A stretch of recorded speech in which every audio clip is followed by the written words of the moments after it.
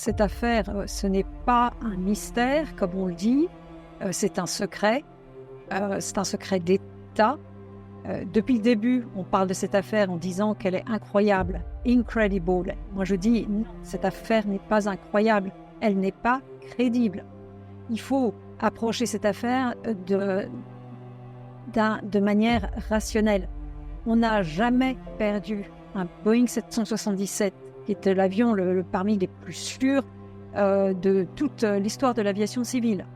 Dans la zone, une des zones les plus contrôlées, les plus surveillées de la planète, puisqu'il s'agit soit de la mer de Chine du Sud, soit du détroit de Malacca, qui sont les deux moments où on dit que l'avion, on aurait perdu le contact avec l'avion. J'étais en Malaisie il y a quelques jours, j'en ai rencontré un certain nombre.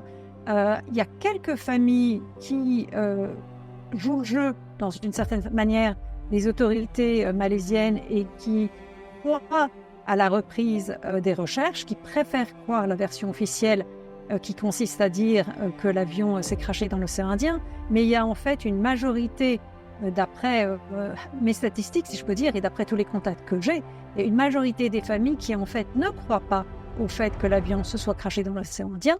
Ce qu'il vaudrait, c'est qu'on rouvre l'enquête et pas juste les recherches dans l'océan Indien. Et ce qu'il voudrait, c'est connaître la vérité.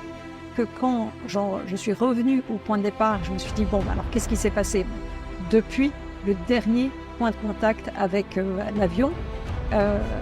Ma conclusion, j'ai abouti, disons, à un scénario hypothétique qui place la fin de l'avion, mais je ne sais pas de quelle nature est cette fin, plutôt donc dans la région où il se trouvait, c'est-à-dire Vietnam, Thaïlande, mer de Chine, et autour de 2h40 du matin, et pas du tout 8h19, c'est-à-dire beaucoup plus tard, et pas du tout dans l'océan Indien.